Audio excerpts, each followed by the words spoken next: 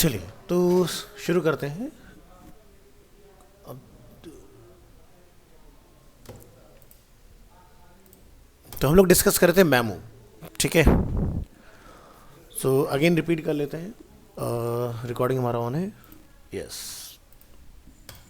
तो हम लोग डिस्कस कर रहे थे कि लेट्स से कि अगर किसी प्रोजेक्ट में हमारे पास मल्टीपल कंपोनेंट्स अटैच्ड हैं, जैसे कि एग्जांपल के तौर पे ऐसा समझिए कि हमारे पास होम पेज का मेन कंटेंट है और होम पेज के अंदर हेडर और फुटर दो हमारे पास कंपोनेंट है। इस तरह से सिनेरियो से समझिए, इजीली समझ पाएंगे आप। अब लेट्स से कि हेडर और फुटर में कोई चेंज नहीं हो रहा है, बट अगर हम लोग होम पेज पे कुछ भी करते हैं तो बार बार हमारे हेडर और फुटर रिफ्रेश होते हैं। तो इससे क्या होता है, आपका अननेसेसरी मेमोरी के ऊपर जो लोड होता है वो बढ़ता है। एग्जांपल है, समझे कि आपके पास एक सर्वर है और सर्वर में आपके पास कुछ रैम है, प्रोसेसर है। तो क्या होता है कि काम हमें एक पेज पर करना है, लेकिन अननेसेसरी उस पर्टिकुलर पेज को एक्सेस करने के लिए मेरे सारे के सारे कंपोनेंट्स वहाँ पर बार बार रीलोड होते हैं। तो इससे क्या होगा, ऐसे न अगर 1000 यूज़र आ जाते हैं तो हमारे सर्वर के ऊपर काफ़ी ज़्यादा लोड जनरेट होता है, जिससे हमारा ऐप जो होता है वो स्लो डाउन होता है। तो ऐप स्लो ना हो, उसी के लिए हम लोग यहाँ पर सीखेंगे कि मेमोमाइज को किस तरह से हमें यूज़ करना है। तो चलिए इस एग्जांपल में हम लोग यहाँ पर देख सकते हैं कि हमने एक कंपोनेंट अपना बनाया हुआ है टू डूज़ के नाम से, जिसको हमने यहाँ पर इंपोर्ट किया है। और टू डूज़ के अंदर हमने एक मैसेज कंसोल कराया हुआ है कि चाइल्ड क्या री रेंडर हो रहा है या नहीं। ठीक है, तो चलिए इसको समझते हैं। सबसे पहली चीज़, हम इंडेक्स फाइल में अपना ये कोड अपडेट करेंगे। इसको एक्सप्लेन भी मैं आपको करूँगा सो दैट कि आपको कोई कन्फ्यूज़न ना रहे इससे रिलेटेड। तो यहाँ से हम आते हैं इंडेक्स फाइल, और मैंने यहाँ पर इस तरह से इसको कॉल कर लिया है। इसके बाद जो टू डूज़ वाला हमारा फाइल है, हम इसको क्रिएट करेंगे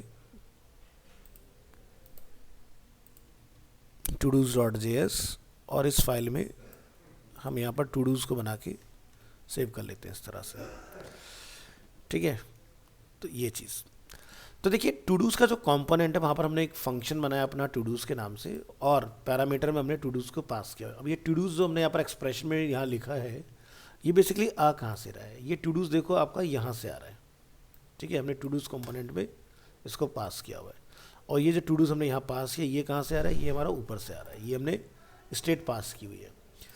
तो क्या है कि मैंने यहाँ पर होम पेज में टू डूज़ के अंदर अपना सेट किया हुआ है to dos 1 and to dos 2 इस तरह से, और काउंट का जो वैल्यू है मेरा वो क्या है, 0। हमने एक फंक्शन यहाँ पर बनाया हुआ है इंक्रीमेंट के नाम से, जिसमें हमने लिखा है कि अगर यूज़र बटन पर प्रेस करता है, टैप करता है, तो काउंट की जो भी करंट वैल्यू उसमें +1 का इंक्रीमेंट हो जाए। लाइक अगर 0 है तो 1 हो जाएगा, अगेन क्लिक करेगा तो 2 होगा, 3 होगा, इस तरह से तब तक प्रोसेस चलता रहेगा जब तक यूज़र उस पर क्लिक करता रहेगा।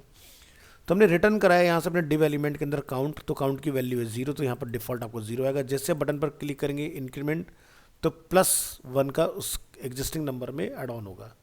ठीक है, अब ये जो टू डूज़ है ये हमने बाहर अपना इधर डिफाइन किया हुआ है, और इसको हमने यहाँ पे लाके कॉल कराया हुआ है, और इस टू डूज़ को हमने यहाँ पर इक्वल टू एट्रीब्यूट में पास किया हुआ है। तो ये आपको पता है कि प्रॉपर्टी हम लोग कैसे सेट करते हैं, एट्रीब्यूट इक्वल टू अपनी प्रॉपर्टी को पास करा देते हैं हम लोग।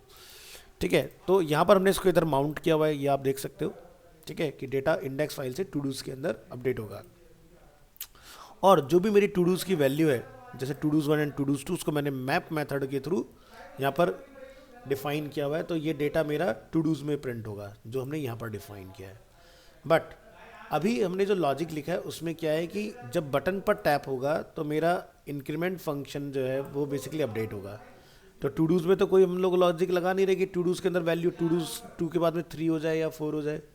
बट होगा क्या, यहाँ जब हम लोग बटन पर क्लिक करेंगे तो ये console.log मुझे रिटर्न करेगा कि चाइल्ड जो है वो री रेंडर हो रहा है एवरी टाइम। तो इसको कैसे देख सकते हैं ज़रा समझेंगे। यहाँ पर ब्राउज़र में आएंगे और यहाँ से हम लोग अपनी इस ऐप को देखते हैं। तो देखिए ये वाला जो हम लोग पार्ट देख रहे हैं काउंट 0, ये है index.js में।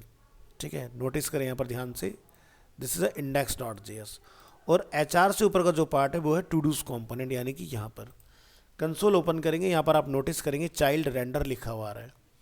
अब देखो जब मैं यहाँ प्लस करूँगा ना तो इधर कोई चेंज नहीं होगा, बट मुझे ये रिटर्न आएगा कि चाइल्ड जो है वो री रेंडर हो रहा है। आप देख सकते हैं मैंने 2 करा, चाइल्ड 2 बार री रेंडर हुआ है, 3 टाइम री रेंडर हो रहा है। यही मेमोरी लीक हमें बेसिकली बंद करना होता है कि भाई जिस पेज पर हम लोग काम कर रहे हैं सिर्फ वही अपडेट हो। इसी के लिए आपको एक छोटा सा प्रोसेस यूज़ करना होता है, मेमो। इसका सॉल्यूशन जो है, तो क्या है, when you click the increment button the to dos component re render.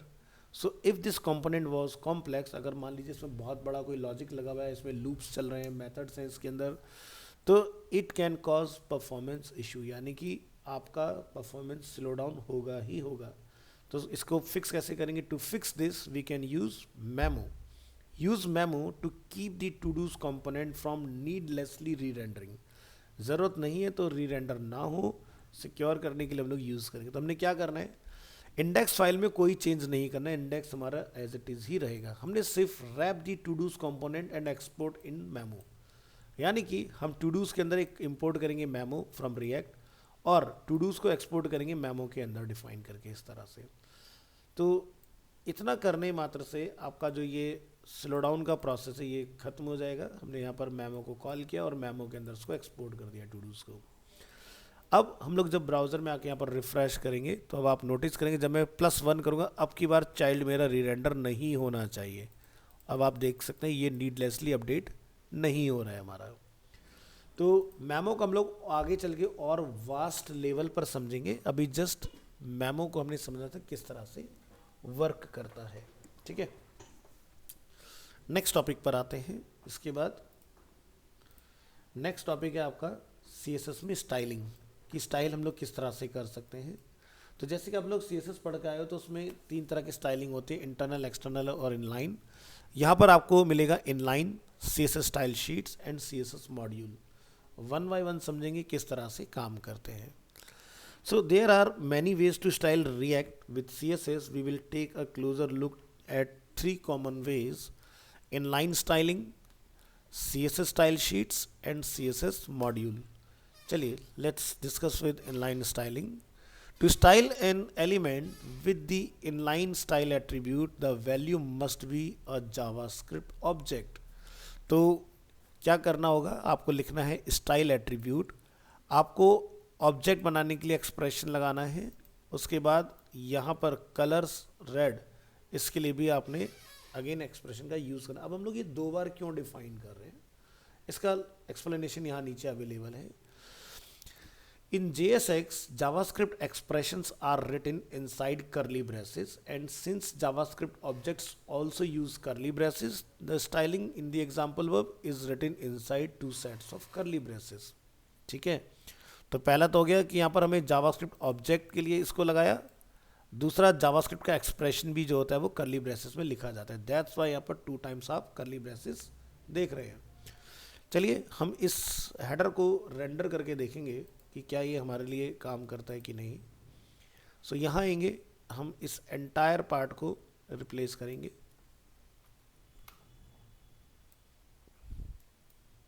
With header component, और हेडर को हम यहाँ पर कॉल करेंगे, प्रेस करेंगे Ctrl+S। अगर सब कुछ ठीक होगा तो हमारा कलर जो है हमें रेड रिटर्न होना चाहिए।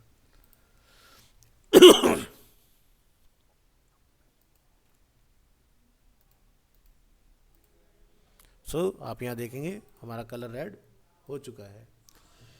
अब ध्यान रखना है कि ये तो था सिंगल कलर। अब जैसे बहुत सारी प्रॉपर्टी है, बैकग्राउंड कलर, बैकग्राउंड इमेज, इनको हम लोग किस तरह से हैंडल कर सकते हैं। तो आपने ये ध्यान रखना है कि जैसे बैकग्राउंड कलर है तो उसको आप कैमल केस में इस्तेमाल करेंगे। जैसे कि अगर बैकग्राउंड कलर हम लोग CSS में इस तरह से डिफाइन करते हैं तो जावास्क्रिप्ट में इस तरह से डिफाइन करना है। So since the inline CSS is written in JavaScript object, so properties with hyphen separator like background color must be written with camel case syntax. So use background color instead of this. So यहाँ पर हम background color यहाँ पर change करेंगे, copy करते हैं अपने इस कंपोनेंट को, और यहाँ इसको हम लोग करेंगे रेंडर और चेक करेंगे वेब ब्राउज़र में, तो आप यहाँ देखेंगे आपका बैकग्राउंड कलर सक्सेसफुली अपडेट हो चुका है। अब अगर हम लोग जैसे इनलाइन CSS में मल्टीपल प्रॉपर्टी डिफाइन करते हैं, ऐसा कुछ हमें अगर यहाँ डिफाइन करना है, कैसे कर सकते हैं, तो हम यहाँ पर समझेंगे जावास्क्रिप्ट ऑब्जेक्ट अप्रोच को। तो you can also create an object with styling information and refer to it in the style attribute. So हमने यहाँ पर एक अपना वेरिएबल बनाया माई स्टाइल को हमने बनाया ऑब्जेक्ट के अंदर जैसे कलर क्या रखना है, green, background colour red, padding 10 pixel, font family is Arial. तो जैसे आप लोग CSS में करते हो सेम वैसे आपने यहाँ करना है। बस CSS में और इसमें डिफरेंस क्या है कि वहाँ पर आप colour equal to green direct लिखते हैं, यहाँ पर आपको ऑब्जेक्ट फॉर्म में लिखना है colour equal colon inverted quote में ग्रीन और कॉमा लगाना है, वहाँ पर हम लोग सेमी कॉलन का यूज़ करते हैं, ये डिफरेंस आएगा। तो हमने इसको इस तरह से मल्टीपल वैल्यू एक जगह पर असाइन कर लेना है। असाइन करने के बाद अब जब आप इस माई स्टाइल को यहाँ पर अप्लाई करेंगे तो लिखेंगे आप style equal to my style in single curly braces, जो कि सारी प्रॉपर्टीज़ यहाँ पर हमारी ऑलरेडी अवेलेबल है। और ये देखिए आपकी मल्टीपल चीज़ें अप्लाई होगी, background colour red, text colour is green, ठीक है, padding 10 pixel from all sides, और उसके बाद में फॉन्ट फैमिली इज़ एरियल। तो जो भी आप चेंजेस करना चाहते हैं इस तरह से, ये सारे एग्जाम्पल इनलाइन को बिलोंग करते हैं। बात करते हैं CSS स्टाइल शीट। लाइक हमें अगर बाहर अपनी स्टाइल फाइल को डिफाइन करना है और यहाँ पर यूज़ करना है उस केस में, so you can write your CSS styling in a separate file, just save the file with the .css file extension and import it in your application। तो जैसे कि हमारे पास ऑलरेडी index.css के नाम से फाइल अवेलेबल है, यहाँ पर आपको जो भी स्टाइल अपना करना है वो आप यहाँ जाके डिफाइन कर लेंगे। लेट्स से मैं यहाँ पर बॉडी कलर वगैरह जो है वो कुछ डिफरेंट डिफाइन कर देता हूँ, इसको मैं कमेंट कर लेता हूँ, ठीक है, ये हमने यहाँ डिफाइन किया इस तरह से। तो पूरा कॉपी करेंगे बॉडी और कम्प्लीटली रिप्लेस इस तरह से। अब इसको हमने कॉल करना है, तो कॉल करने का प्रोसेस क्या है उसको ज़रा समझ लेते हैं। So you can call the file what ever you like, just remember the correct file extension. तो ध्यान रखना CSS लिखना ना भूलें। सो इंपोर्ट करने के लिए हम लोग यहाँ से यूज़ करेंगे अपनी इंपोर्ट स्टेटमेंट का, और यहाँ पर आएंगे और इसको इधर कॉल कर लेंगे इस तरह से। नेक्स्ट अगर हमने बॉडी के लिए यहाँ पर कोड लिखा है तो बॉडी डायरेक्टली एग्जीक्यूट हो जाएगा। प्रेस कीजिए Ctrl+S और चेक करेंगे यहाँ पर ब्राउज़र के अंदर इसको। तो ये देखिए आपका बैकग्राउंड कलर जो है वो डिफरेंट है, टेक्स्ट कलर डिफरेंट है, और आपका अलाइनमेंट वगैरह ये सब चीज़ें हमने यहाँ पर कोड की थी। ये देख सकते हैं background colour FCO, text colour white, padding 40, font family sans serif कोई भी लग जाए, और टेक्स्ट का अलाइनमेंट सेंटर होगा। तो ये देखिए सब कुछ यहाँ पर सक्सेसफुली अप्लाई हो चुका है।